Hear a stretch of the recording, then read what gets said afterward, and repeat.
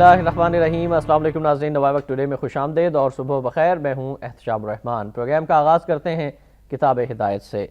अल्लाह के नाम से जो बेइंतहा मेहरबान रहम फरमाने वाला है। यहाँ तक कि हमें मौत ने आ लिया, बस उन्हें कोई फ़ायदा ना पहुँचाएगी शफाअत करने वालों की शफाअत। बस उन्हें क्या हो गया है कि वो इस नसीहत से रूगर्दां हैं, गोया वो भड़के हुए जंगली गधे हैं जो भागे जा रहे हैं शेर से। बल्कि उनमें से हर शख्स चाहता है कि उनको खुले हुए सहीफ़े दिए जाएं। सूरा अल-मुदस्सिर की आयात 47 ता 52 का तर्जुमा आपके सामने पेश किया गया और इसको तफसीर में भी पढ़िएगा और अल्लाह ताला से दुआ है कि अल्लाह पाक हम सबको कुरान पाक समझ कर पढ़ने, इस पर अमल करने और इसका एहतराम करने की भी तौफीक अता फरमा दे। आज इतवार है, 26 रजब 1433 हिजरी, 17 जून सन 2012 है और आज के मौजूद मेहमान का आपसे तारुफ करवाते हैं। मोहतरम जनाब दिलावर चौधरी साहब आज हमारे साथ स्टूडियोज़ में तशरीफ़ फरमा हैं और शरीके गुफ्तगू हैं। दिलावर साहब अस्सलाम वालेकुम। वालेकुम सलाम, शुक्रिया जी, बिल्कुल अल्लाह का शुक्र। सबसे पहले तो बताइएगा कि रात आप सुकून से सोएं? देखें जी, पहली बात तो ये है कि रात जो है वो बहुत सारे साथियों ने भी ये बताया है कि लाइट जो बिजली है वो बिल्कुल गधे के सर से सींग की तरह गायब है। और हम भी चूँकि अवाम में शुमार होते हैं, हमारे कोई ऐवान सदर में नहीं रहते, तो जाहिर है फिर कैसे अब तक जितने भी मुझे हमारे साथी मिले हैं ऑफिस के और दीगर जो लोग मिले हैं, उन्होंने यही कहा है कि उनके इलाकों में लाइट नहीं थी। लाहौर के साथ ये ज्यादती हो रही है, पंजाब के साथ ज्यादती हो रही है, ऐसा क्यों है? ऐसा इसलिए है कि वज़ीर-ए-आज़म साहब ने कल ही एक जलसे में कहा है कि हम बिजली के मामले को तकरीब में लाहौर में कहा है गालबन कि बड़े संजीदगी से ले रहे हैं। तो शायद इसलिए है कि वो चूँकि जिस काम को भी संजीदगी से लेते हैं उसका ये असर हो जाता है। राइट, इस वाले से एक खबर भी है नाज़रीन कि मुसलसल 8 घंटे ब्रेक डाउन, कई शहरों में एहतजाज, तोड़ फोड़। चीचावती में वापडा ऑफिस नजर आतिश, फैसलाबाद में ट्रेन रोक ली गई, पथराव रजाना में मुजाहिरीन और पुलिस में झड़प, मुतअद्दिद जख्मी, शदीद गर्मी से 3 अफराद हलाक हो गए और अवाम शदीद परेशान है। दूसरी जानिब वज़ीर आज़म पाकिस्तान, जो कि पाकिस्तान की तारीख के मुतनाज़ा तरीन वज़ीर आज़म हैं, वो कहते हैं कि साजिश सिर्फ जमहूरियत के खिलाफ हो रही है। असलान केस की शफाफ तहकीकात होगी, किसी से रायत नहीं करेंगे हुकूमत और इत्तहादी। गैर जमहूरी क़ुव्वतों को खबरदार करता हूँ, जमहूरियत को पटड़ी से नहीं उतरने देंगे। तनकीद करने वाले जद्दा गए तो PPP अवाम के साथ ही बजट, सेनेट इलेक्शन और ज़िमनी इंतखाबात रुकवाने की कोशिश नाकाम बना देंगे। मर्दान में जलसे, लाहौर में तकरीब से गिलानी साहब का खिताब।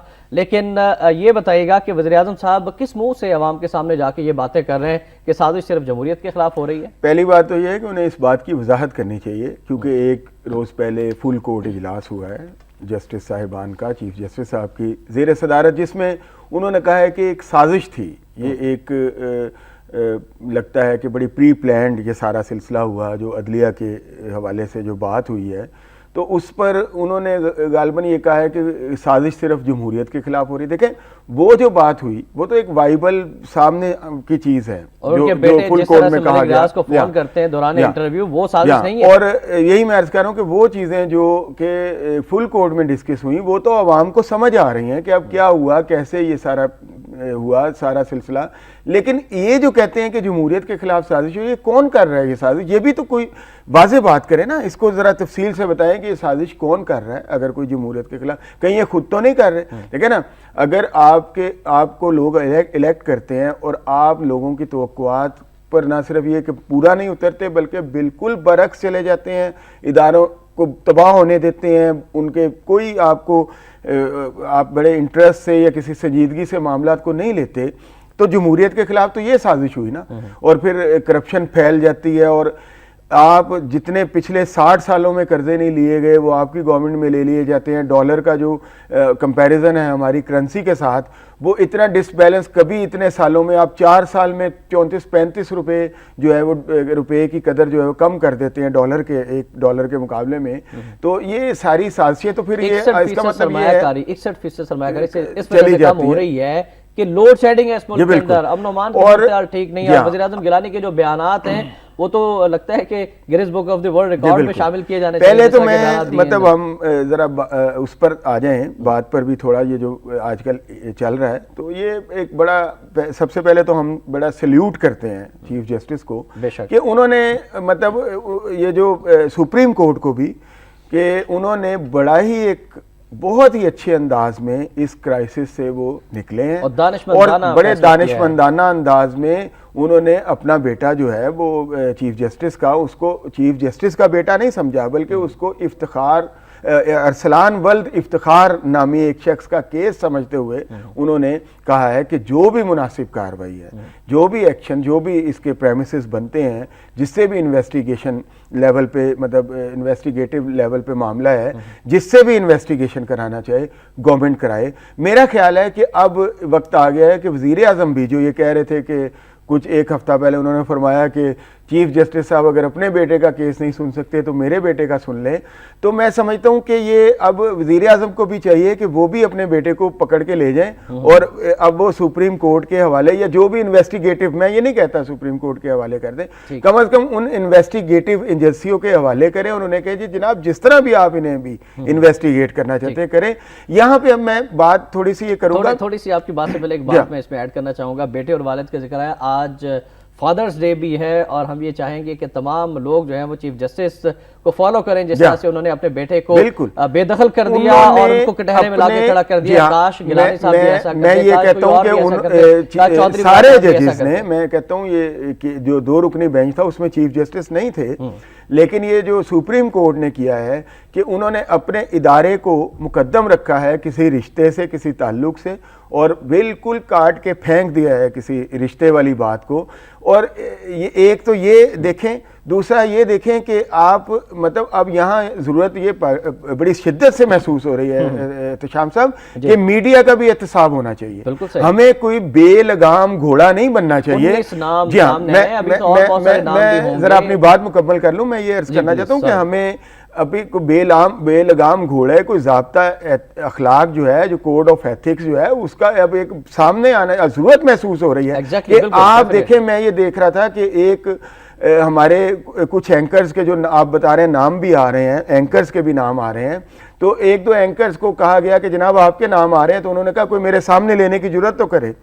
تو میں یہ سوچ رہا تھا کہ آپ اپنے نام پہ مطلب زیرو ٹالرنس کا مظاہرہ کر رہے ہیں کہ کوئی میرے سامنے تو نام لینے کی ضرورت کرے، لیکن کیا آپ ادارے کو اگر کسی اور ایک کانسٹیٹیوشنل ادارے کو، سپریم کورٹ کو، عدلیہ کو، کیا ہمیں پھر اس طرح بات کرنی چاہیے کہ اگر میں یہ نہیں کہتا کہ آپ کا نام آ رہا ہے تو آپ ملوث ہیں، نام ہو سکتا ہے غلط لیا جا رہا ہو یا صحیح، ہمیں اس سے غرض نہیں ہے، جی ہاں، لیکن اگر آپ اپنے پیشنس، میں عرض کر دوں کہ آپ اپنے پیشنس لوز کر رہے ہیں کہ جناب آپ کا نام لیا کوئی سامنے آ کے لے، تو آپ پھر اس ادارے کے بارے میں بھی، کسی ادارے کو اگر آپ یا کسی بندے کو، یا کسی ادارے کو نہیں کہتے، کسی دوسرے بندے کے بارے میں بات کرتے ہیں، تو اس حوالے سے بھی آپ کے پاس سالڈ پروفز ہونے چاہیے، پھر آپ کو وہ بات کرنی چاہیے کسی کے بارے میں بھی۔ یہ ہے آپ کا کوڈ آف ایتھک، یوں نہیں کہ آپ تجزیے کے گھوڑے خام خواہ دوڑاتے چلے جائیں اور جی ہاں، اور ذمہ داری، ہاں جی، ذمہ داری کا بالکل احساس نہ کریں کہ اپنے معاملہ اپنے پہ آئے تو زیرو ٹالرنس ہو جائے کہ جناب وہ سامنے تو آئے کوئی، میں یہ کر دوں گا، میں سو کر دوں گا، لیکن جب کسی کے بارے میں بات کر رہے ہوں، عوام اچھی طرح سے سمجھ سکتے ہیں کہ کون ان کو مس گائیڈ کرتا رہا ہے، کون کس کے ایجنڈے پر کام کرتا رہا ہے۔ میں احتشام صاحب یہ کہہ رہا ہوں کہ جو چہرے سامنے آ گئے ہیں، جو چہرے سامنے نہیں بھی آئے، ایک آپ دیکھیں، ہمیں یہ ملک کا معاملہ ہے، اداروں کا معاملہ ہے، ہمیں کسی فرد واحد پہ نہیں چھوڑ دینا چاہیے، ذمہ داری سے بات کرنی ہوگی، دیکھیں نا، ہم اگر یہ مطالبہ کرتے ہیں کہ لارجر بینچ میں، تو ہمیں یہ مطلب ہمیں اپنی، اب دیکھیں کہ جس طریقے سے اس معاملے کو نبیڑا گیا وہ اس سے بھی بہتر ہے کہ چاہے جائے گا کہ سپریم کورٹ خود ایک کمیشن بناتی، یا خود انویسٹیگیٹو لیول پہ جاتی، یا جو ہے لارجر بینچ بناتی۔ میں سمجھتا ہوں وہ بہتر جانتے ہیں جس کا کام ہے، جی ہاں، کہ آپ یہ ارسلان ہے، یہ ملک ریاض ہے، سے آپ کو انصاف کی اپیل ہے کہ وہ صحیح فیئر ٹرائل کروائیں گے، جیسا کہ اٹارنی جنرل کا بیان ہے کہ خاندانوں کو بھی بیچ میں ہم شامل کریں گے۔ بات یہ ہے کہ آپ یہ دیکھیں کہ سب سے بڑی بات یہ ہے کہ یہ اب 2 لوگوں کا معاملہ رہ گیا ہے۔ ادارے نے کسی کے ساتھ یہ رعایت نہیں کی کہ کوئی کسی کا بیٹا یا کس کا، میں یہ کہہ رہا ہوں کہ میں جو اپریشیٹ کرتا ہوں جس بات پہ، وہ یہ ہے کہ ہمارے اس ملک میں یہ ایک مثال ہے، ایک اور مثال قائم ہو گئی ہے کہ جس میں یہ نہیں دیکھا گیا کہ سامنے کون ہے، کس کا بیٹا ہے۔ اگر دیکھا بھی گیا ہے تو صرف یہ بلدیت کی حد تک دیکھا گیا, یہ نہیں کہ اس کا عہدہ کیا یا کیا نہیں ہے. انہوں نے اپنے ادارے کو بالکل سیف کرتے ہوئے, اپنے ادارے کی تقدس کو سمجھتے ہوئے ان کو بالکل اس معاملے سے الگ کر دیا. کسی کو اگر فیئر ٹرائل نہیں ملتا, چاہے وہ ارسلان افتخار ہے, ارسلان افتخار جو ہے وہ ایک عام آدمی ہے, وہ چیف جسٹس کا بیٹا نہیں ہے کیس میں, تو اگر اس کو فیئر ٹرائل نہیں ملتا تو اس کا رائٹ ہے, یا ملک ریاض کو فیئر ٹرائل نہیں ملتا تو اس کا رائٹ ہے کہ وہ کورٹ سے دوبارہ رجوع کر سکتا ہے. لیکن میں یہ کہہ رہا ہوں کہ انہوں نے جو, اب میں جس طرف آنا چاہتا ہوں کہ ہم جب کہتے ہیں کہ جمہوریت کے خلاف سازش ہو رہی ہے, تو جن لوگوں نے کہا کہ عدلیہ کے خلاف سازش بے نقاب ہوئی ہے, انہوں نے اپنے ادارے کو بھی سیف کیا ہے. تو آپ نے پارلیمنٹ کو کتنا سیف کیا ہے, آپ نے پارلیمنٹ کو عملی طور پہ کتنا بالادست بنایا ہے, آپ نے پارلیمنٹ کو بے توقیر کتنی بار کیا ہے, کتنی بار آپ نے ان کو جو ہے وہ بالکل اس کو رگیدا ہے اور اس کو اوور رول کیا ہے. تو یہ سارے, اور پھر جو ملکی عوام کی جو ایسپریشنز ہیں, جو آپ سے توقعات تھی, اس کا جو بیڑا گرک کیا ہے, تو یہ کون سازش کر رہا ہے جمہوریت؟ رائٹ, بالکل صحیح. شہباز شریف صاحب کس نے اپنا ادارہ بچایا ہے, اور کہ کون اپنے اداروں, جس اداروں نے انہیں وزیر اعظم بنایا, ان کے خلاف سازشیں کون؟ رائٹ, بالکل درست فرمایا اور بڑا اہم سوال ریز کیا ہے. دوسری جانب ناظرین, منصورہ میں اہم ملاقات ہوئی ہے وزیر اعلیٰ پنجاب شہباز شریف صاحب اور منور حسن صاحب کی, اور خبر یہ ہے کہ منصورہ میں ملاقات عدلیہ کے خلاف سازشوں کا مل کر مقابلہ کریں گے, کرپٹ حکمرانوں سے نجات کے لیے گرینڈ الائنس بنائیں گے شہباز شریف اور منور حسن. سازش بے نقاب ہو چکی, سپریم کورٹ انصاف کی آخری امید ہے, اس چراغ کو بجھنے نہیں دیں گے شہباز شریف. بر وقت شفاف الیکشن, نگران حکومتوں پر بھی بات ہوئی. منور حسن میڈیا سے گفتگو. گرینڈ الائنس کے لیے دونوں جماعتوں کی کمیٹیاں دیگر پارٹیوں سے رابطے کریں گی, اتفاق ہوا ہے اس پر, اور ہم نصابی سرگرمیوں میں نمایاں پوزیشنیں لینے والے طلباء کو بھی لیپ ٹاپ دیں گے. وزیر اعلیٰ نے تقریب سے خطاب بھی کیا. کتنی اہمیت کی حامل تھی یہ ملاقات, اور گرینڈ الائنس بنانے کی جو باتیں کی جا رہی ہیں آئندہ آنے والے الیکشن سے قبل, آپ مسلم لیگ نون اپنے آپ کو کہتی ہے سینٹر ٹو رائٹ پارٹی ہے, اور میں سمجھتا ہوں کہ ایک نیچرل جو ملاقات ہے, ایک نیچرل پولیٹیکل ملاقات ہے. یہ الائنس بنتے رہے ہیں, ایک دوسرے کے قریب رہے ہیں. ایک بات یہ ہو رہی تھی, جی ہاں, وہیں سے یہ سلسلہ چلا ہے, اور پھر بھی ایک دوسرے کے ساتھ رہے ہیں اور بڑا ایک دوسرے کے لیے سافٹ کارنر رکھتے ہیں, اور ایک دوسرے کے نیچرل الائی ہیں.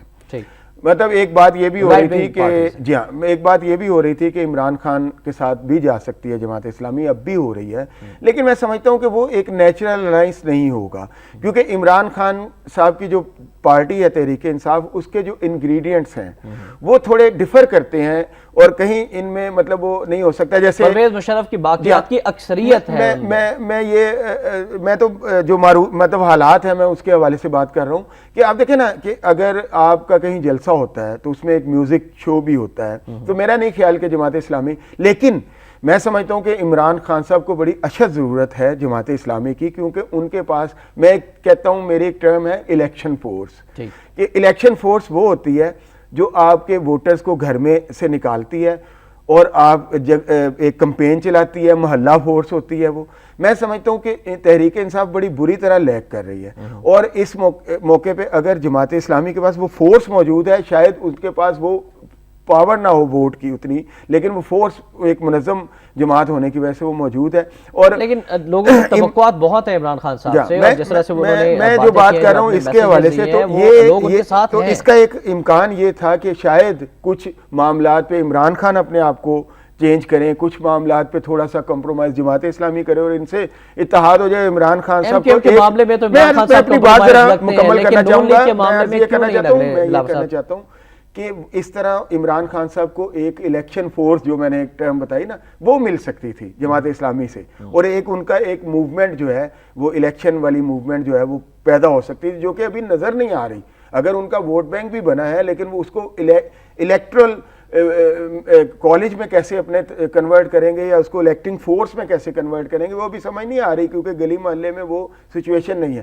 تو وہ ایک ان کو وہ دے سکتے تھے جماعت اسلامی. تو اس کو نظر میں رکھتے ہوئے میرا خیال ہے کہ ایک چھکا مارنے کی کوشش کی ہے مسلم لیگ نون نے, کہ وہ پہلے ہی جا کے اپنے جو پرانے ایک الائنس بھی ہے, جن کو ان کو ملنے میں کوئی پرابلم بھی نہیں ہے, اور سارا انہوں نے ایک خاکہ سا تیار کیا ہے اگلے الیکشن. آپ کے خیال میں اس گرینڈ الائنس میں نون لیگ اور جماعت اسلامی کے علاوہ اور تحریک انصاف کے حوالے سے آپ نے بتایا, دیگر کون کون سی جماعتیں ہو سکتی ہیں جو کہ میاں برادران کے ذہن میں ہوں گی کہ ان سے الائنس ہونا چاہیے؟ میں سمجھتا ہوں اگلے مرحلے میں جا کے یہ جو مذہبی جماعتیں ہیں ان کو مزید اسٹرینتھن کرنے کی کوشش کریں گے، جیسے اپنا ساجد میر صاحب ہیں یا دوسرے لوگ ہیں، فضل کریم صاحب ہیں، ان کو بھی ساتھ یہاں پہ ملانے کی کوشش کریں گے، کیونکہ میں یہ دیکھ رہا ہوں کہ مسلم لیگ نون جو ہے وہ عمران خان کی صورتحال کو دیکھ کے اب بڑے کیلکولیٹڈ میئرز لے رہی ہے. ایک طرف وہ پیپلز پارٹی کو بھی جواب دے رہی ہے سندھ میں، اور دوسری طرف وہ اب پنجاب میں بھی انہوں نے جو مطلب صورتحال جو اپنے وہ نیچرلائز جنہیں وہ سمجھتے ہیں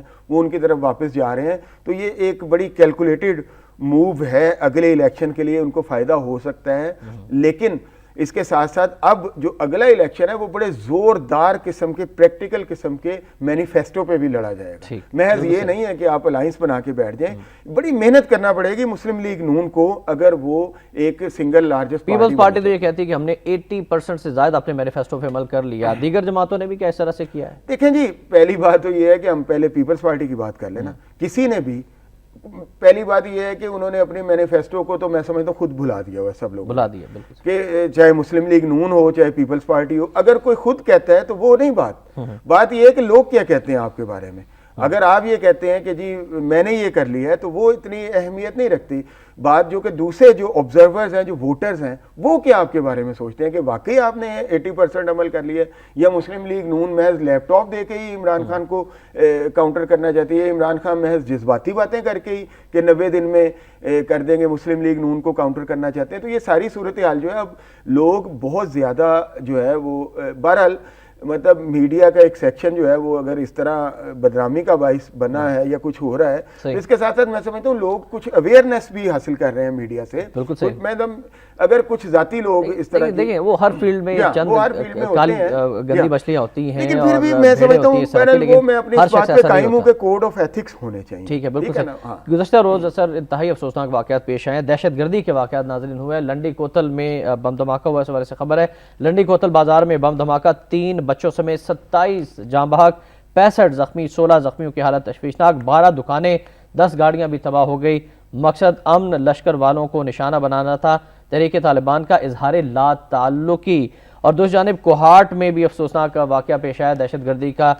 کوہاٹ میں پولیس وین کے قریب بم دھماکہ ہوا، 4 اہلکاروں سمیت 8 افراد جاں بحق ہو گئے، 8 زخمی، اور مرنے والوں میں ایک بچہ بھی شامل ہے. بم دھماکہ ریموٹ کنٹرول تھا. یہ جو دہشت گردی کے واقعات بڑھ رہے ہیں، پشاور میں ہم نے دیکھا کہ سیکریٹریٹ کی بس کو نشانہ بنایا گیا، اس کے بعد پشاور مسلسل ٹارگٹ تھا. لیکن لنڈی کوتل بازار میں جو دھماکہ ہوا، پھر کوہاٹ میں ہوا. طالبان کہتے ہیں کہ بالکل ہمارا تعلق نہیں ہے. یہ بڑا سگنیفیکنٹ بات ہے کہ جو طالبان نے اس سے ڈینائل جو آیا ہے، یہ لگتا ہے کہ یہ عام ٹوسٹنگ ہے پاکستان کی. کیا وہی لوگ ہیں جو کہ اپنی گاڑیوں میں اسلحہ لے کر جاتے ہیں پشاور؟ میں وہی عرض کر رہا ہوں کہ یہ وہی لوگ ہیں جو سمجھتے ہیں کہ اب ان کی سپلائی لائن جو ہے وہ بحال ہو جانی چاہیے، اور ان کو اسی طرح کا پروٹوکول شہنشاہوں والا جو ہے اس ملک میں وہ ملنا جو ہے وہ شروع ہو جانا چاہیے. کیا ہو جائے گی سپلائی لائن بحال؟ بات یہ ہے کہ بات یہ نہیں ہے کہ سپلائی لائن شروع ہو جائے گی یا نہیں ہو جائے گی. بات ہمیں اس بحث پہ لے کے کون آیا ہے؟ مطلب سوال یہ ہے کہ ہمیں تو یہ بحث ہونی چاہیے کہ آیا کیا چیز ہمارے مفاد میں ہے اور کیا نہیں ہے، اور کیا یہ وار جو 10 سال سے ہم غیروں کی، امریکیوں کی یا کسی کی لڑ رہے ہیں، اب ہم کہتے ہیں جی وہ 45 ملک ہیں، وہ 48 ملک ہیں، ان سے لڑائی نہیں لڑی جا سکتی. 48 ملکوں میں بھی آپس میں اختلافات ہیں دلاور صاحب، وہ بھی بات یہ نہیں ہے احتشام صاحب کہ ان میں اختلافات ہیں یا نہیں ہے. بات یہ ہے کہ آپ کو شروع میں ہی اپنے مفادات کو آپ نے کیوں نہیں سیف گارڈ کیا کہ آپ کو ہم کون کہتے ہیں کہ ان سے لڑیں، لیکن آپ کو کون، فرانس کے نئے صدر کہتے ہیں کہ ہم فوجیں واپس بلا لیں گے، آپ کو کون کہتا ہے؟ دیکھیں یہ بحث نہیں ہے، بحث اس وقت یہ ہے کہ آپ کو یہ کون کہتا ہے کہ آپ جو ہے ان سے لڑیں، لیکن آپ کو یہ بھی کون کہتا ہے کہ آپ ان کی لڑائی لڑیں، اور ان کو کون کہتا ہے کہ وہ آکے ہمیں ماریں؟ نہیں، اور ہم جواب کیوں نہیں دیتے؟ جب آپ ان کی لڑائی لڑیں گے تو وہ پھر آپ کو ماریں گے، ہم جواب پھر وہ آپ کو ٹریس پاس کریں گے. ہمارے آرمی چیف کیوں خاموش؟ میں اس لیے خاموش، آپ ان کی لڑائی نہ لڑیں.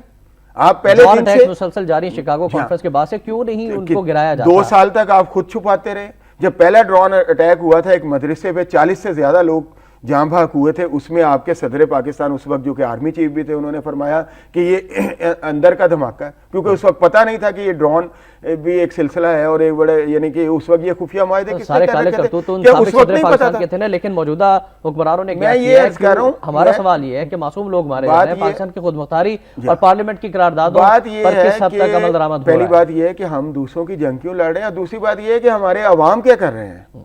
ہمارے حکمران تو جو کر ہی رہے ہیں وہ آپ کے سامنے ہی ہے. عوام میں وہی کہہ رہا ہوں کہ جو دوسرے ملکوں میں کیا ہے, عوام کو دیں اسلحہ, عوام ڈرون گرا دیں گے. نہیں, عوام ڈرون نہ گرائیں, جو عوام کا کام ہے وہ کریں. عوام ایک پریشر گروپ بنے اور لوگوں کو پتہ چلے. دیکھیں سب سے بڑا, آپ یہ کیوں تصور کرتے ہیں کہ آپ کا احتساب جو ہے, ہاں سنے گی, جیسے مصر میں سنی گئی ہے. دیکھیں میں آپ کو بتاتا ہوں, ریزسٹنس ہوتی ہے. عوام کی آواز اس وقت سنی جاتی ہے جب عوام اپنی آواز سنائیں, ٹھیک ہے نا. بات یہ ہے کہ جب آپ ایک پریشر گروپ بنائیں گے, سب سے بڑے محتسب عوام ہیں, یہ ذہن میں رکھیں. آپ کسی ادارے کو سب سے بڑے محتسب عوام ہیں. اسی نقطے پر گفتگو کا آغاز ہوگا. ناظرین بریک کے لیے جانا ہے, لیکن بریک سے جانے سے قبل ایک خبر ہے کہ لاکھوں فرزندان اسلام آج شب معراج بھی انتہائی عقیدت اور احترام سے منائیں گے. انتہائی اہمیت کی حامل رات ہے. اس رات خصوصی دعا کیجیے گا ملک کے لیے. اور وقت ہو گیا ایک بریک کا.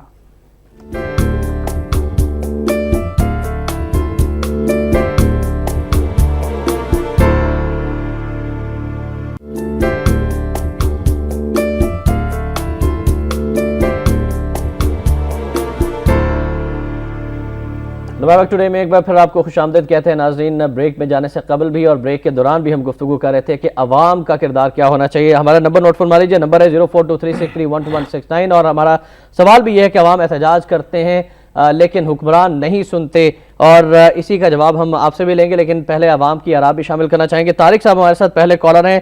السلام علیکم طارق صاحب. السلام علیکم سر. جی وعلیکم السلام, بہت شکریہ, فرمائیے گا. سر اوپر اللہ تعالیٰ, اس کے بعد صرف ٹی وی والے ہماری سنتے ہیں, نہ کوئی لیڈر سنتا ہے. کوئی بندہ جو ہے نا وہ سننے کے لیے تیار نہیں. ہمیں سمجھ نہیں آتی یہ کیا ہو گیا ہے. بالکل جو ہے نا بریک ڈاؤن, سارا جہاز جو ہے جا کے کاٹتے ہیں. انڈسٹری جو ہے بند پڑی ہے. آج یقین کریں طارق صاحب, آپ انڈسٹریلسٹ ہیں, بتائیے گا کہ آپ کو کتنا نقصان اٹھانا پڑ رہا ہے ایک ماہ کے دوران. یہ جو لوڈ شیڈنگ کا سلسلہ ہے آپ نے اسٹیمیٹ لگایا ہوگا. میرے پاس جی 64 لومے ہیں, 64 مشینیں ہیں کپڑا بنانے والی. ٹھیک ہے, آپ یقین کریں 4.5 لاکھ بل آتا ہے, 5 لاکھ کا ڈیزل استعمال کریں, اس کے باوجود 3 لاکھ روپے کم از کم مہینے کے جو ہے نا وہ نقصان ہو رہا ہے. اور آپ یقین کریں کہ مزدور بیچارے اتنے پریشان ہیں.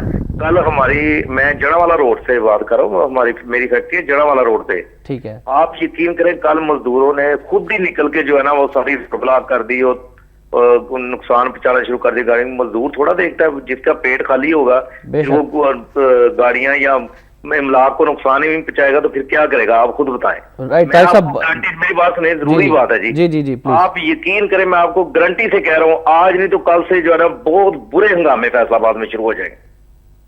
ٹھیک, thank you very much Tariq صاحب. اور یہ حالات ہیں, اور ہم بات کر رہے ہیں احتجاج کی. حکومت نہیں سنتی, ان کے کانوں پہ جو نہیں رنگتی. ان کو تو کرپشن سے فرصت نہیں, عوام کے مسائل کہاں حل کریں گے. ہم عوام, ہم صحافی ہیں, چھوٹا سا ہمیں کوئی پرابلم ہوتا ہے ہم سارے مل کے احتجاج کر رہے ہوتے ہیں. اسی طرح ہمارے ملازم بھائی ہیں, سرکاری ملازم, دوسرے ہیں, وکلا ہیں, ٹھیک ہے نا. کبھی ہم یہ مل کے کبھی ملک کے لیے بھی باہر نکلیں, وائلنٹ نہ ہو, کسی کوئی تشدد نہیں ہونا چاہیے. یہ ہماری ملک ہے, ہماری پبلک پراپرٹی ہے, یہ ہماری پراپرٹی ہے. لیکن بڑے امن انداز میں ہم پارلیمنٹ کا گھیراؤ کریں, پارلیمنٹ سے پوچھے عوام اس کے گرد اکٹھا ہو کے کہ جناب آپ نے کیا پلان کیا ہے انرجی کرائسس کو میٹ کرنے کے لیے. آپ یہ روز یہاں بیٹھ جاتے ہیں. پاکستان میں بھی تحریر اسکوائر کی ضرورت ہے. مجھے یاد ہے, ایک واقعہ میں نے پڑھا کہ مطلب غلام محمد صاحب جو بھی تھے, متنازع آدمی تھے یا کیا تھے, بیوروکریٹ تھے اور یا نہیں تھے, وہ ایک علیحدہ بات ہے. لیکن مجھے کسی نے بتایا اور میں نے پڑھا دیکھا کہ ایک دفعہ بجٹ خسارہ تھا تو کا سامنا تھا, اور انہوں نے کہا کہ سب لوگ بشمول میرے جو ہے وہ اپنی تنخواہ میں تخفیف کریں تاکہ ہم اس خسارے سے نکلیں, اور لوگوں نے کنٹریبیوٹ کیا. تو میرا مطلب ہے یہ ساری چیزیں جو ہے ہمارے حکمران, تخفیف تو ہمارے حکمران نے بھی کی, پنجاب حکومت نے, ہمارے ارکان پارلیمنٹ جو ہیں وہ چاہتے ہیں کہ پیسے بڑھتے چلے جائیں. ان کے 2 کالرز ہیں, کافی دیر سے سر آپ کی اجازت سے ہم شامل کرنا چاہیں گے. یاسین صاحب ہیں بورے والا سے, پہلے ان کی کال شامل کرتے ہیں. السلام علیکم یاسین صاحب. وعلیکم السلام سر, کیا حال ہے؟ الحمدللہ, فرمائیے گا پلیز. سپریم کورٹ نے سینٹرل پاور کا ابھی تک فیصلہ کیوں نہیں کیا؟ پہلی بات تو یہ. دوسری بات ہے یہ اربوں خربوں روپے کا جنریٹر اور یو پی ایس پاکستان میں آیا اور اربوں روپے کا ڈیلی پیٹرول چل جاتا. اگر 12 گھنٹے جنریٹر چلتا تو 1200 روپے کا وہ خرچ ہو جاتی ہے. اگر 1200 روپے اگر کس طریقے سے گورنمنٹ 3 ماہ کے لیے ایک پیکج بنا کے ان سے یونٹ زیادہ لے لیتی اور ان کے 600 بچے اور گورنمنٹ کو بھی پیسے مل جاتے, لیکن انہوں نے ایسا اتنی, میں کہتا ہوں کوئی شرم ہوتی ہے نا, شرم سے بھی نیچے بدتر لوگ ہیں یہ. ان کو کوئی احساس نہیں, کوئی غریب آدمی ہے, کوئی पक्का नहीं है जिसके पीने के लिए रात का ठीक पूरे है वाल में यासिन साहब, थैंक यू वेरी मच। और रेंटल रेंटल पावर का फैसला सुप्रीम कोर्ट पाकिस्तान कर चुकी है, उस पर अमल दरामद के हवाले से भी बात कर लेते हैं। एक और कॉलर है, ख्वाजा अंजुम साहब हैं कराची से हमारे साथ। अस्सलाम वालेकुम ख्वाजा साहब। जनाब मिजाज कैसे हैं? अल्हम्दुलिल्लाह, फरमाइएगा। शाम भाई, मैं ये कह रहा हूँ कि अभी ये जो मैं आपका तज्जिया सुन रहा था कि अवाम निकले, अवाम जो बिजली पंजाब में, कराची में बिजली की सूरत हाल बेहतर है, पंजाब में जो बिजली की सूरत हाल है वो लोग रात को जागे, सुबह को मतलब है कि वो अपने काम पे जा नहीं सकती, इंडस्ट्री कोलेश करके गई है, वो अवाम सड़कों पे कहाँ निकलेंगे? और जिस आर्मी को हम अपने बच्चों का दूध काट कर पाल रहे हैं वो किस मर्ज की दवा है? कियानी साहब से हमारा सिर्फ ये सवाल है कि वो पाकिस्तान के लिए क्या कर रहे हैं, क्या ये जुल्म नहीं है? ये बताइए ख्वाजा साहब, कराची में कितने घंटे लोड शेडिंग हो रही है? कुछ हमारे नाज़रीन को मतलब भी ये बताइए। है कि जो मतलब है कि इलाके हैं, हमारे इलाके में टोटल 3 घंटे जा रही है।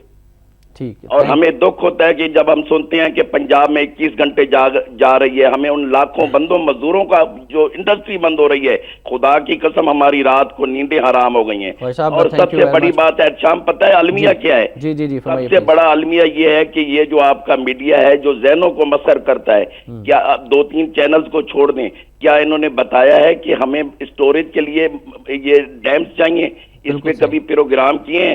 आपको इनका ताल्लुक है जी ईश्वरीय राय का बेटा पैदा हो गया, फलान लड़की भाग गई, प्यार की शादी। अगर किसी एंकर और मालिक की लड़की भागे वो इसको हिसाब से कवरेज देंगे। Thank you very much. Kalabagh dam के हवाले से हम मुसलसल बात करते रहते हैं। मेरा ख्याल है कि ना सिर्फ कालाबाग डैम बल्कि तमाम डैम्स के हवाले से तमाम डैम्स और जो पानी हमारा चोरी हो रहा है हम उस पर भी बात और करते हैं। मजीद निज़ामी साहब ने फरमाया था कि अब लाहौर में जो पानी नहीं मिल रहा वही वजह है कि भारत ने हमारा पानी चोरी किया और आहिस्ता आहिस्ता हालात उस तरफ आना शुरू हो गए हैं। जाहिर है वो हमारी बिजली की जरूरियात भी पूरी कर सकता है वो पानी, अगर हमारे पास डैमों में पानी नहीं है। नोआइबक ग्रुप ने हमेशा इस बात पे जोर दिया और उस वक्त से जोर दिया कि जब अभी लोड शेडिंग की शिद्दत नहीं थी, लोगों को एहसास नहीं था। लेकिन मैं ये ख्वाजा साहब से जो मैं अर्ज करूं कि भाई वो हम फोरम गलत चूज कर लेते हैं कि अगर पंजाब के साथ ये डिस्क्रिमिनेटरी सलूक हो रहा है तो हमारे पंजाब के हुक्मरानों से भी पूछने की जरूरत है कि उन्होंने सवाए जलसे जुलूसों का किया क्या है, ठीक किस सेंसिबल तरीके से। आप पंजाब हुकूमत को ये चाहिए था कि लोड शेडिंग की जो सूरत हाल है, बजट में आप ये करते हैं कि शमसी तवानाई के यूनिट सस्ते कर देते, जनरेटर सस्ते कर देते, ड्यूटियां उन पर कम कर देते ताकि लोग कम से कम ये चीजें तो खरीद लेते। जी बिल्कुल। दूसरी बात ये है कि इस पे डिस्कस होना चाहिए, केस जो है वो किसी कोर्ट के फोरम पे लेके जाए, सुप्रीम कोर्ट के फोरम पे। इंजीनियर्स मौजूद है, साइंटिस्ट मौजूद है, हमारे टेक्नीशियन मौजूद है, उनको बुलाएं, उनके साथ मीटिंग्स करें, उनसे मुशावरत करें, हल ढूंढें, ये तो वो करें, इस तरह से वो करना चाहिए, वो भी करें। और इसके साथ साथ जो है अगर डिस्क्रिमिनेटरी सलूक हो रहा है तो उसको वो अभी तक मॉनिटर नहीं कर सके। क्या उनके पास एविडेंसेस नहीं है कि वो जाए कोर्ट में और जाके उन्हें कहें कि जनाब हम एक अवाम के इलेक्टेड लोग हैं और हमारे साथ डिस्क्रिमिनेशन हो रही है? और ना कि ये नहीं है कि आप नीला गुंबद में जाके जुलूस निकाल दें या फलां गुंबद में जाके जुलूस निकाल दें, उसके बजाय आप इसको बड़ा संजीदगी से टेकअप करें और इसको हल करें। ये मतलब हम गलत फोरम अपना लेते हैं कि जनाब आर्मी चीफ क्या करें, ये उनका काम नहीं है, उनको आप इसमें मुदाखलत ना करें। आगे हम ये भुगत चुके हैं ये सारी। चलें ठीक। तनवीर साहब है हमारे साथ फैसलाबाद से। अस्सलाम वालेकुम तनवीर साहब। ये तो शाम भाई मेरी बात मुकम्मल हो लेनी थी ना। फरमाइए। मेरा 1 मरले का मकान है, 3 फुट की गली है, पूरी रात मैंने जाकर अपने बच्चों को सड़क पे रख कर जागी है पूरी रात। मैं खुदा की कसम सोच रहा हूँ कि खुदकशी कर लूं। मैं कहता हूँ या अल्लाह हमारे इन हुक्मरानों को हदायत दे दे या इनको पर्दा दे दे। एक बात। दूसरी बात है कि नेशनल ज्योग्राफिक चैनल वालों को ये कौम, ये हुक्मरान दिखाने चाहिए कि 50 दर्जा हरारत सेंटीग्रेड की गर्मी है और ये लोग इस तरह बिजली के बगैर जिंदा हैं। ये लोग, हमारा ये मुल्क और हुक्मरान नेशनल ज्योग्राफिक चैनल पर लाजमी दिखाना चाहिए कि ये लोग जनती हैं जितना हुक्मरान पर जुल्म कर रहे हैं। जी तनवीर साहब, बहुत शुक्रिया आपने कॉल की। लेकिन खुदकुशी जो है वो मामले का हल नहीं है। मुस्तफा साहब की कॉल शामिल करना चाहेंगे और ये भी हम आपसे बताना चाहते हैं कि इस्लाम में खुदकुशी को हराम करार दिया गया। मुस्तफा साहब, अस्सलाम वालेकुम। मुस्तफा साहब। वालेकुम अस्सलाम जी, मैं आपका प्रोग्राम तो देख नहीं सक रहा ये लोड शेडिंग की वजह से, लेकिन मैं ये आपसे अर्ज करूं, ये जो 7000 या 6900 मेगावाट का शॉर्टफॉल है, ये शॉर्टफॉल नहीं है, ये करप्शन है। आप कौम को ये बताया करें कि ये करप्शन है, ये कोई शॉर्टफॉल नहीं है, ये इनकॉम्पिटेंस है, ये करप्शन इन हुक्मरान, कालाबाग दुश्मन, गरीब दुश्मन, कोलिशन टोला, इत्तेहादी टोला जो 4 जमातों या 5 जमातों का है, ये उसकी वजह से है। 4-5 साल पहले ये कुछ नहीं था। ये कौम को बताएं कि इससे 6,000 अरब रुपए का नुकसान तो सिर्फ बिजली के ना मिलने से हुआ, जो कारोबारी नुकसान है, और दीगर वो 33,000 अरब इन 4 सालों में 53 महीनों में इस हुकूमत ने इस कौम को दिए। और ये जो बहुत मीडिया शुक्रिया का मसवा साहब, बहुत शुक्रिया, थैंक यू वेरी मच। वक्त की कमी है, हमें इस प्रोग्राम के आखिरी कॉलर को शामिल करना है। अमेरिका से हमारे साथ फरीद साहब हैं। अस्सलाम वालेकुम फरीद साहब। जी अस्सलाम वालेकुम जी। वालेकुम सलाम, थैंक यू वेरी मच, फरमाइएगा। और मैंने कहना ये है कि मुझे निजामी साहब से दरख्वास्त करनी है कि इस प्रोग्राम का टाइम जो है उसको 1 घंटा और बढ़ा दें, क्योंकि इस प्रोग्राम से जो मालूमात मिलती है वो किसी और प्रोग्राम से नहीं मिलती, और हम लोगों को जो ये मामला जितने भी डिस्कस होते हैं इसके यानी कि रोशनाई में हम सबसे दरख्वास्त करते हैं नुमाए वक्त ग्रुप से कि प्लीज इस प्रोग्राम का टाइम बढ़ाएं। थैंक यू वेरी और मच। मैं सिर्फ इतना मैं कहना चाहता हूं कि अब वो वक्त आ गया है जिस तरह रशिया की तरह हर मुल्क का एक एक जो चीज थी उसको तबाह किया गया, इसी तरह इस मुल्क का भी तबाह कर रहे हैं। मैं निजामी साहब से दरख्वास्त करूंगा कि इस मौजू पे सोचें और कोई ना कोई हल बताएं। Right, thank you very much sir, आपने कॉल की। और दिलावर साहब से हम पूछना चाहेंगे, जो जज्बात हैं हमारे कॉलर्स के वो आपके सामने हैं। असल मसला कह रहे हैं कि करप्शन है। कल 5 पावर हाउसेज बंद हो गए और वजूहात क्या थी कि PSO को अदायगियां नहीं की गई थी। क्यों? बात ये है कि आप बिजली के तो इतने रेट बढ़ाते जा रहे हैं, फ्यूल एडजस्टमेंट चार्जेस हर महीने आप ठोक देते हैं, करप्शन का तो है मामला। तो सस्ता हो गया लेकिन बिजली सस्ती नहीं। मैं ये कह रहा हूँ कि आप करप्शन पैसे ले रहे हैं ना, तो फिर PSO क्यों नहीं उनको सप्लाई दे रहा, या क्यों नहीं आ रहा जब आप फ्यूल एडजस्टमेंट चार्जेस ले रहे हैं। मैं ये असल बात जो मैं करना चाह रहा हूँ कि हमें ये समझ नहीं आ रही। देखें, जो भी चेंज लेके आते हैं वो अवाम लेके आते हैं। सिर्फ एक इजिप्ट ये मिसाल नहीं है, पूरे जो मिडिल ईस्ट में मौजूदा हुआ, ये पाकिस्तान भी जो है, हमने जो अपना प्यारा मुल्क लिया है ये भी वोट के जरिए लिया है, अवाम ने लेके आए, ठीक है ना। मतलब कायदे आज़म की बलबला अंगेज क़यादत में अवाम ने उन पे एतमाद किया, वोट।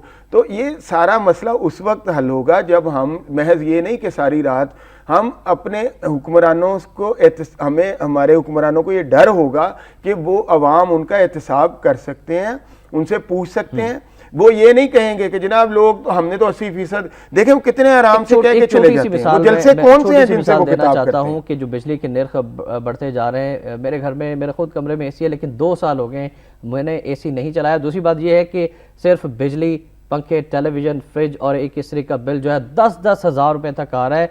और गरीब लोगों का क्या हाल होगा, लोग खुदकुशियों पर मजबूर हो चुके हैं। देखें ना, बात यही है ना कि ये गवर्नमेंट जो है एडहॉकिज्म की बदतरीन मिसाल है। मैं वही तो कह रहा हूँ कि ये एक तरफ से ये पैसे खा रहे हैं, इधर से ये लेके पूरे कर रहे हैं इदारों को देने के बजाय, उनसे जो हासिल होता है भत्ता, बिलों की सूरत में सारा कुछ। दूसरा, ये 4.25 अरब रुपए रोजाना के हिसाब से बैंकों से उठा रहे हैं, हर तरह का बेड़ा गर्क कर रहे हैं। 4 लाख लोग अभी तक बेरोजगार हो चुके हैं लोड शेडिंग की वजह से, ये वर्ल्ड बैंक की रिपोर्ट है। लेकिन इन सब को कौन रोकेगा?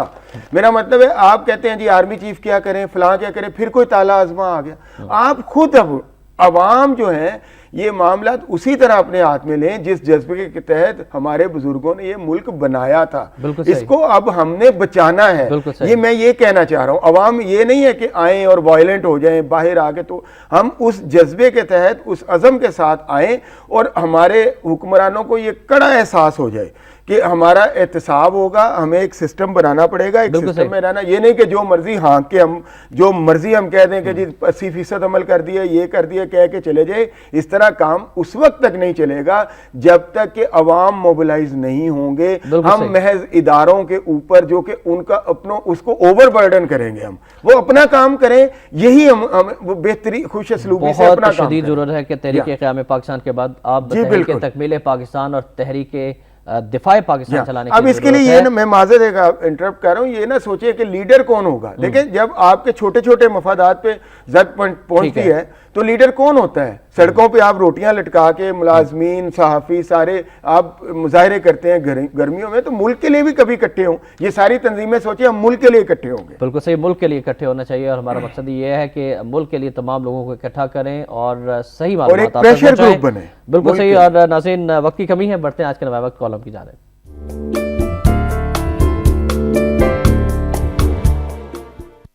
سرور منیر راؤ صاحب کا کالم آج ہم نے منتخب کیا ہے۔ پاکستانی میڈیا اور ٹی وی ٹاک شوز کے حوالے سے انہوں نے لکھا ہے، لکھتے ہیں کہ ملک میں گزشتہ 10 سالوں میں میڈیا کی صنعت میں تیز رفتار ترقی ہوئی ہے، لیکن اس کے ضابطہ اخلاق پر نہ تو آج تک اتفاق ہو سکا ہے اور نہ ہی اس پر عمل درآمد کا کوئی نظام بن سکا ہے۔ ہمارے ہاں صحافت ایک ایسا میدان ہے جس میں ہر کوئی کود سکتا ہے۔ جو لوگ اس شعبے میں کامیاب ہو جاتے ہیں وہ صحافی، تجزیہ نگار، کالم نویس اور اینکر شمار ہوتے ہیں۔ کیا میں پاکستان سے لے کر اب تک ہزاروں بلکہ لاکھوں افراد نے صحافت کو پیشے کے طور پر اختیار کیا، لیکن گزشتہ 60 سالوں کے دوران اگر حقیقی معنوں میں سکہ بند جرنلسٹوں کی فہرست بنائی جائے تو ان کی تعداد بمشکل چند درجن ہی ہوگی۔ بہت اہم کالم ہے، ضرور پڑھیے گا۔ اور اب بڑھتے ہیں آج کے نوائے وقت ادارے کی جانب۔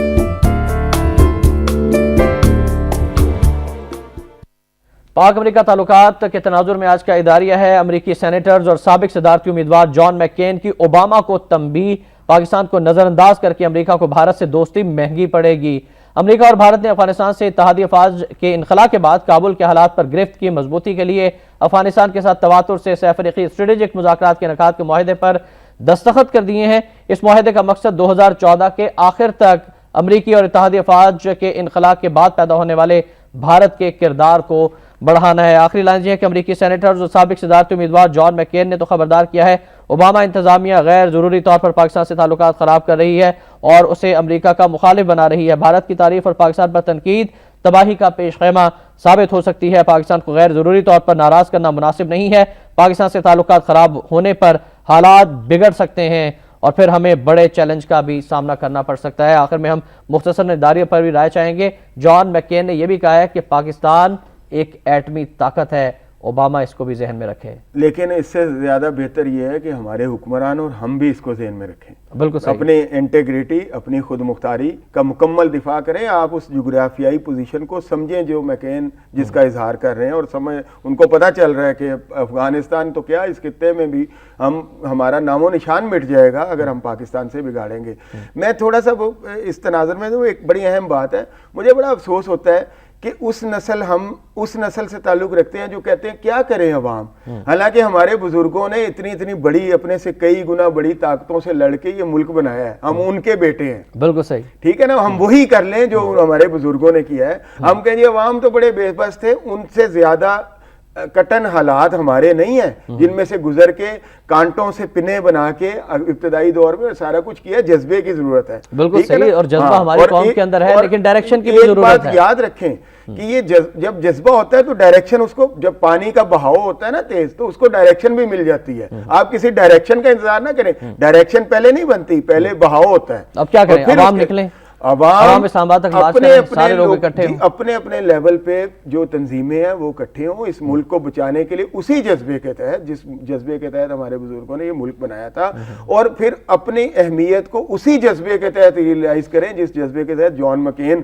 ہمیں سمجھ رہے ہیں۔ ہم بھی اس حقیقت کا ادراک کریں، یوں لوگوں کے اپنے مفادات کو نیچے ڈال کے ملکوں دوسروں کے ساتھ نہ وہ پسندیدہ ترین ملکوں کی پینگیں بڑھائیں خام کا، اور نہ دوسروں کی جنگیں لڑنے شروع کریں، بلکہ اپنے آپ کو اسٹرینتھن۔ بالکل صحیح، اپنے آپ کو اسٹرینتھن کرنے کی ضرورت ہے۔ اور آخر میں جو دلاور صاحب نے بات کی کہ ہم اپنے اسلاف کے جو کارنامے ہیں، جو ان کی ہدایات ہے، جو ان کی ڈائریکشنز ہے، جو انہوں نے ہمارے لیے ضابطے مقرر کیے ہیں، انہی پر عمل کر لیں تو ہمارے مسائل حل ہو سکتے ہیں۔ Sir thank you very much, آپ تشریف لائے، بہت اہم موضوعات پر آپ نے قوم کی رہنمائی کی۔ آخر میں ناظرین فرمان قائد اعظم رحمۃ اللہ علیہ شامل کرنا چاہیں گے۔ ایک فوجی پریڈ سے خطاب کیا قائد اعظم نے 20 مارچ 1948 کو، اور قائد اعظم رحمۃ اللہ علیہ نے فرمایا تھا، غور سے سنیے گا، مجھے یقین ہے کہ پاکستان کے دفاع اور سلامتی کے سلسلے میں آپ کو اپنی ذمہ داریوں کا کامل احساس ہے۔ آپ اس کے دفاع اور سلامتی کے لیے اپنی جان کی بازی تک لگانے کے لیے تیار ہیں، اور یہی ہماری مسلح افواج کا شیوا ہے۔ جب بھی پاکستان پر برا وقت آیا ہے تو ہم نے جانوں کی قربانی سے بھی دریغ نہیں کیا ہے۔ اور ناظرین اسی دعا کے ساتھ کہ اللہ پاک ہمارے ملک کا حامی و ناصر ہو اور پاکستان کی حفاظت فرمائے، آج شب معراج بھی ہے، اور خصوصی طور پر دعا میں یاد رکھیے گا اس ملک پاکستان کو۔ احتشام الرحمان کو نوائے وقت ٹوڈے سے اجازت دیجیے، اللہ حافظ۔